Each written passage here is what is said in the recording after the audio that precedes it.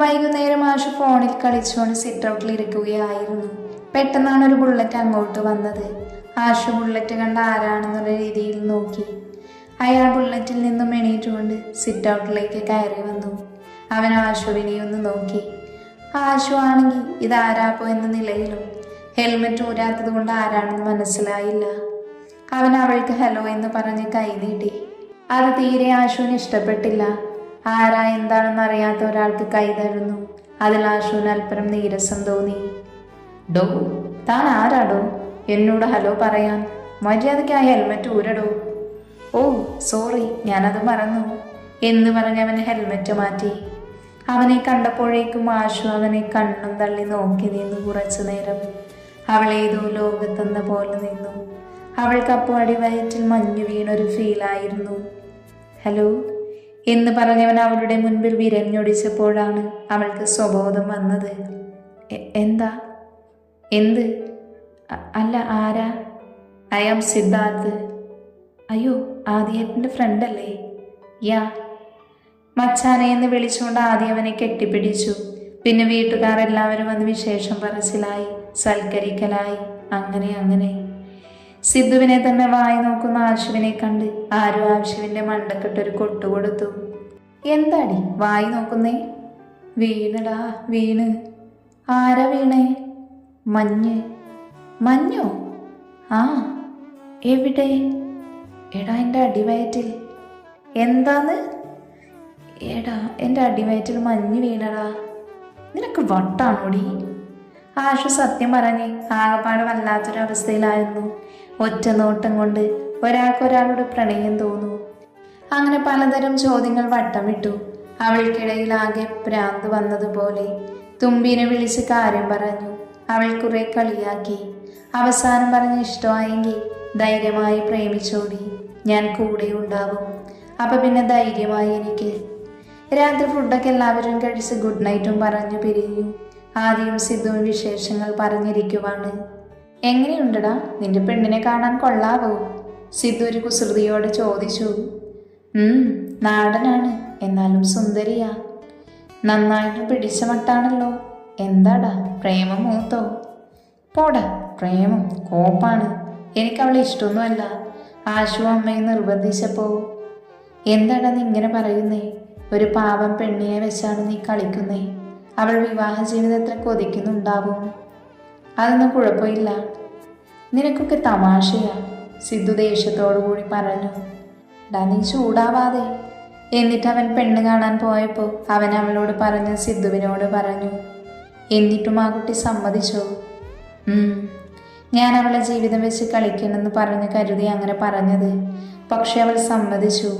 ഇനി പണത്തിന് വേണ്ടിയാണോ സമ്മതിച്ചത്? ആവോ, എനിക്കെങ്ങനെ അറിയാനാ? അല്ല, എന്നിട്ടെന്താ നീ ചെയ്യുന്നേ? എന്താ നിന്റെ ശരിക്കുള്ള പ്രശ്നം? അവളെ പറ്റാതെ നിൽക്കാൻ. ഇപ്പം എനിക്കൊരു പ്രശ്നമേ ഉള്ളൂ, അത് പ്രിയയാ. പ്രിയയോ? നിനക്കറിയാലോ, ദിവസവും വിളിക്കും. ഓ, അപ്പം അതാണല്ലേ പ്രശ്നം, അല്ലാതെ മറ്റേ കുട്ടീനെ ഇഷ്ടമില്ലായിട്ടല്ല. അവളെ ആർക്കാടെ ഇഷ്ടമില്ലാതെ നിൽക്കുക? She's really cute. അവളെ എല്ലാവർക്കും ഇഷ്ടപ്പെടും. ഇവിടെ എല്ലാവരും അവളെ ആൾക്കാരാ. അവൻ ഒരു ചെറുചിരിയോടെ പറഞ്ഞു. കള്ള കാമുക, എന്ന് അവളെ ഒന്ന് ശരിക്ക് കാണണം എനിക്ക്. നാളെ കാണാലോ. നാളെയോ? ആ, നാളെ ആ ഡ്രസ്സ് എടുക്കാൻ പോകുന്നേ. അപ്പം നീയും വരുമല്ലോ, അപ്പം കാണാം. അയ്യോ, നാളെ പറ്റില്ല. അതെന്താടാ? എനിക്ക് നാളെ വേറൊരാളെ കാണാൻ പോകണം. അതറിയാം, നിനക്ക് കേരളത്തിൽ വല്ലാതെ ആരുമായിട്ട് പരിചയമില്ലല്ലോ. അതൊക്കെ ഉണ്ടടാ. എന്തായാലും നാളെ പറ്റില്ല. നാളെ നീ ഞങ്ങളുടെ കൂടെ വാ. അത് കഴിഞ്ഞിട്ട് നമുക്ക് 2 പേർക്കും അയാളെ കാണാൻ പോവാം. ഓക്കെ, എന്നാൽ ഗുഡ് നൈറ്റ്. രാവിലെ എല്ലാവരും റെഡിയായി പോവാനൊരുങ്ങി. ആ മോനെ, നീ തുമ്പീനെ അവിടെ വീട്ടിൽ നിന്ന് കൊണ്ടുവാ. ഞാനോ? ആ, നീ തന്നെ. ശ്രീകുട്ടിയും ഉണ്ടാവും. എന്നാ ആഷു, നീയും വാ. ഞാനും വരാം. ആ സിദ്ധു, നീ ഇവരെ കൂടെ പൊയ്ക്കോ, ഞങ്ങൾ അങ്ങോട്ടേക്ക് എത്തിക്കോളാം. ഓക്കെ. ആഷുവും ആദ്യം തുമ്പിയുടെ വീട്ടിലേക്ക് തിരിച്ചു. ബാക്കിയുള്ളവർ ഷോപ്പിലേക്കും. എങ്ങോട്ടേക്ക് രണ്ടും കൂടി മാറ്റി ഒരുങ്ങി പോകുന്നേ? ഞങ്ങൾ ചേച്ചിക്കുള്ള വിവാഹ വസ്ത്രം എടുക്കാനാ. ആദ്യേട്ടൻ ഇപ്പോൾ വരും. ഓ, ഇനിയിപ്പോൾ ഇവിടെ പൈസ നകളിപ്പ് കാണണം. അതിന് ശ്രേയച്ചിയുടെ സ്വഭാവമല്ല തുമ്പിയേച്ചിയുടേത്. ശ്രീകുട്ടിയും വിട്ടുകൊടുത്തില്ല. നീ എന്നോട് തർക്കുത്തരം പറയുന്നു? ഡീ തുമ്പി, നീയാവുമല്ലേ ഇതൊക്കെ അവർക്ക് പഠിപ്പിച്ചു കൊടുത്തത്? അമ്മ എന്തിനാ ചേച്ചിയുടെ മെക്കിട്ട് കയറുന്നേ? ശ്രീകുട്ടി, നീ മിണ്ടാതെ നിന്നേ. അമ്മയോട് കയർത്ത് സംസാരിക്കുന്നവൻ പാടില്ല. അപ്പോഴേക്കും ആദിയുടെ കാർ മുറ്റത്തേക്ക് വന്നു. തുമ്പിയെ മുമ്പിലിരുത്തി. ആശുവും ശ്രീകുട്ടിയും ആശുവും ബാക്കിലിരുന്നു. ആശുവും ശ്രീകുട്ടിയും ആദ്യം ഓരോന്ന് കളിച്ച് ചിരിച്ച് പറഞ്ഞുകൊണ്ടിരുന്നു. തുമ്പി അതെല്ലാം കേട്ടു. ഒരമണിക്കൂർ യാത്രയ്ക്ക് ശേഷം അവർ AR വെഡ്ഡിംഗ് സെന്ററിലേക്ക് എത്തി. ഇത് ഇവരുടെ തന്നെ കടയാണ്. അവർ അമ്മയൊക്കെ നിൽക്കുന്നിടത്തേക്ക് പോയി. അവരുടെ അടുത്തേക്ക് പോകുമ്പോഴാണ് ആരുവിനോട് സംസാരിക്കുന്ന സിദ്ധുവിനെ കണ്ടത്. അവൾ ഒരു മിന്നൽ വേഗത്തിൽ സിദ്ധുവേട്ട എന്ന് നീട്ടി വിളിച്ച് അവൻ്റെ അടുത്തേക്ക് പോയി അവനെ ഇറുക്കെ പുണർന്നു. ഇത് കണ്ട് മറ്റുള്ളവർ എന്താ കാര്യമെന്നറിയാതെ പകച്ചു നിന്നു. കുറച്ചു കഴിഞ്ഞപ്പോഴാണ് തുമ്പിക്ക് താനിപ്പോൾ എവിടെയാ നിൽക്കുന്നെന്ന് ബോധം വന്നേ. അവൾ അവനിൽ നിന്ന് വിട്ടുനിന്നു. എല്ലാവരെയും നോക്കി ഒന്ന് ചിരിച്ചു. സിദ്ധുവും ഞെട്ടിയിരിക്കുകയായിരുന്നു. പ്രതീക്ഷിക്കാതെ ഇവിടെ കണ്ടതിൽ. അതിനാൽ അത്ഭുതം അവൾ ആദിയുടെ കൂടെ കണ്ടതിലായിരുന്നു. മോളെ, നീ എന്താ ഇവിടെ? എൻ്റെ ഏട്ടാ, തുണിക്കടയിൽ എന്തിനാ എല്ലാവരും വരുന്നേ? അതിന് തന്നെ. അല്ല, നീ എന്തിനാ ആദിയുടെ കൂടെ വരുന്നേ? അത് പിന്നെ എന്നെ കെട്ടാൻ പോകുന്ന ആളുടെ കൂടെ ഇല്ലേ വരിക? വാട്ട്? എന്തിനിങ്ങനെ അലറുന്ന ഏട്ടാ? ഒന്നുമില്ല. ഡാ ആദി, അളിയ എന്ന് പറഞ്ഞ് ആദ്യം അവൻ കെട്ടിപ്പിടിച്ചു. ഡാ, നിങ്ങൾക്കെങ്ങനെ പരസ്പരം അറിയാം? ആദ്യ ആകാംക്ഷയോടുകൂടി ചോദിച്ചു. അത് ബാക്കിയുള്ളവരും ഏറ്റുപിടിച്ചു. സിദ്ധു തുമ്പിയെ തോളിലൂടെ കൈയിട്ടെന്നിട്ട് പറഞ്ഞു തുടങ്ങി. ഇതെൻ്റെ പെങ്ങളൂട്ടിയാ. വാട്ട്, സിസ്റ്ററോ? എങ്ങനെ?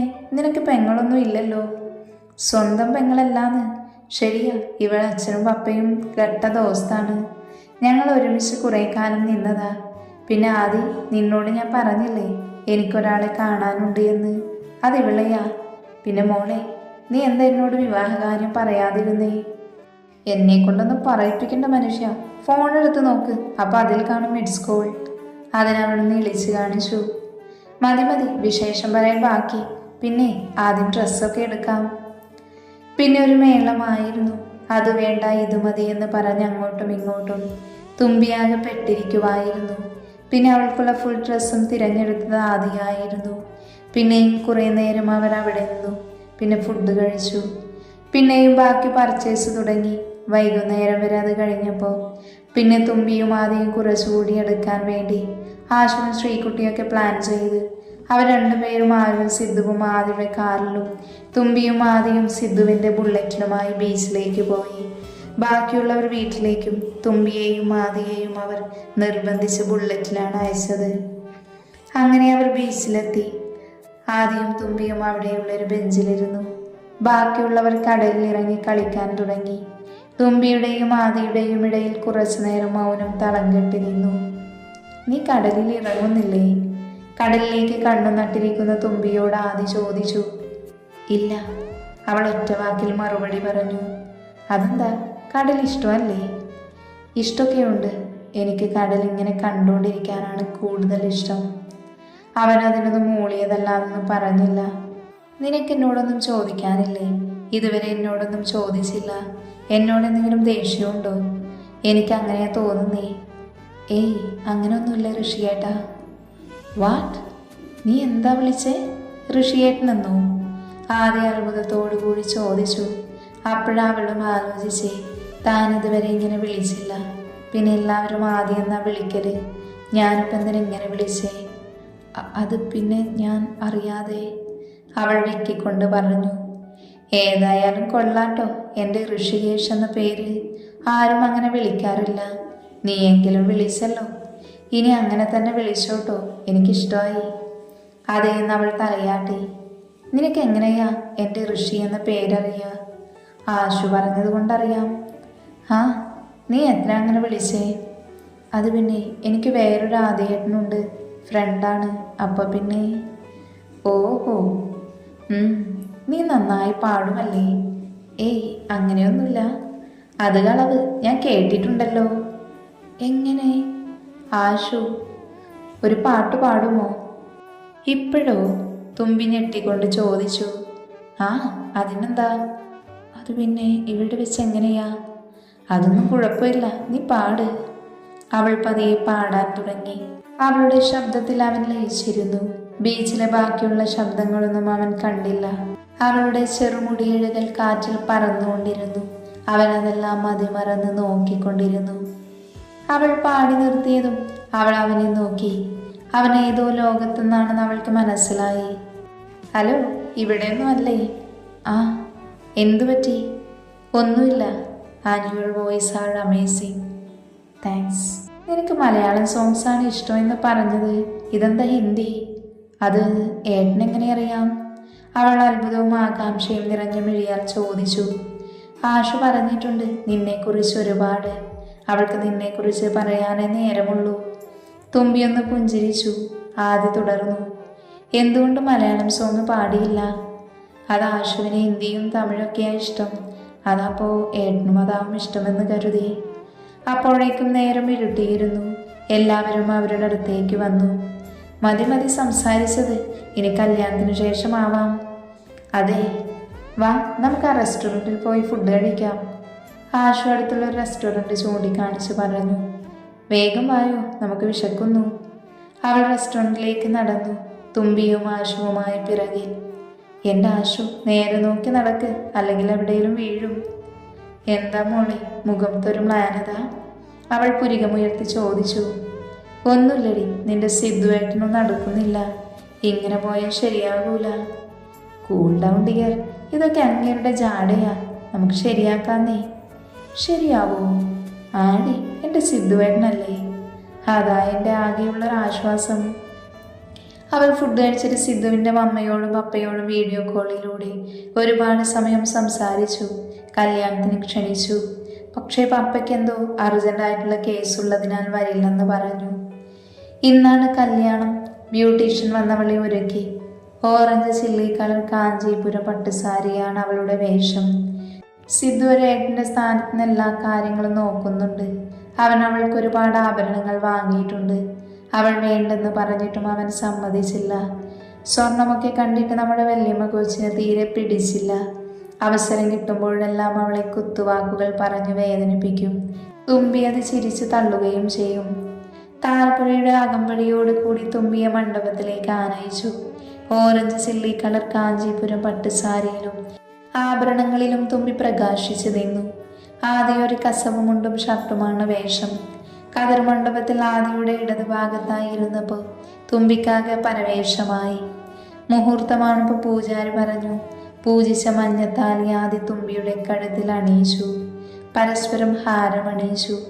അവൻ്റെ കയ്യിൽ നിന്ന് പുടവ വാങ്ങിയപ്പോൾ അവൾ മിഴികൾ ഉയർത്തി അവനെ ഒന്ന് നോക്കി.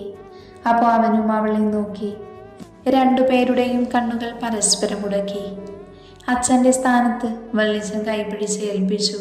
പിന്നെ ഫോട്ടോ എടുപ്പും സദ്യ കഴിക്കലുമായി സമയം നീങ്ങി. ഗൃഹപ്രവേശനത്തിന് സമയമായെന്ന് പറഞ്ഞപ്പോൾ അവൾ പോകാനൊരുങ്ങി. ശ്രീകുട്ടിയെയും വല്ലച്ചനോടും കാര്യമായിട്ട് യാത്ര പറഞ്ഞിറങ്ങി.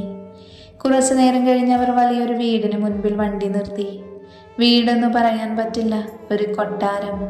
ആഷുവിൻ്റെ ഫോണിൽ താൻ വീടിൻ്റെ ചിത്രം കണ്ടിട്ടുണ്ട്. ആദ്യമായിട്ടാണ് വരുന്നേ. അമ്മയുടെ കയ്യിൽ നിന്ന് നിലവിളക്ക് വാങ്ങി പൂജാമുറിയിൽ വെച്ച് മധുരം കൊടുക്കൽ ചടങ്ങ് കഴിഞ്ഞതിനു ശേഷം അയൽവക്കക്കാരും ബന്ധുക്കളും വന്ന് പരിചയപ്പെട്ടു. എല്ലാവരോടും അവൾ നല്ല രീതിയിൽ സംസാരിച്ചു. എല്ലാവർക്കും അവളെ നന്നേ ബോധിച്ചു. ആഷുവാണ് അവളെ റൂമിലേക്ക് കൊണ്ടുപോയത്. റിസപ്ഷനുള്ള ഡ്രസ്സും മാറ്റി ഒരു ലാവൻഡർ ആൻഡ് വൈറ്റ് കോമ്പിനേഷനുള്ള ഗൗൺ ധരിപ്പിച്ചു. മിതമായ മേക്കപ്പും ഒരു വലിയ ഡയമണ്ട് ഇയറിങ്സും ഒരു നെറ്റിച്ചൂട്ടിയുമാണ് അവൾ ആഭരണമായി ആകെ ധരിച്ചത്. മുടി അഴിച്ചിട്ടിരിക്കുവാണ്. ഇതിൽ തന്നെ അവൾ അതീവ സുന്ദരിയാണ്. ആദ്യം ഇതേ കോമ്പിനേഷനുള്ള ഷെർവാണിയായിരുന്നു ധരിച്ചത്. അങ്ങനെ റിസപ്ഷനുള്ള ഓഡിറ്റോറിയത്തിലായിരുന്നു. പരിപാടിയൊക്കെ നല്ല അസലായിട്ട് തന്നെ നടന്നു. പരിപാടി കഴിഞ്ഞ് എല്ലാവരും വീട്ടിലേക്ക് തിരിച്ചു.